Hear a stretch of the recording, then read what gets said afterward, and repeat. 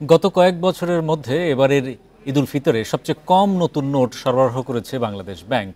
জানা গেছে সারা দেশে এবার নতুন নোট সরবরাহ করা হয়েছে প্রায় ২০০ কোটি টাকার।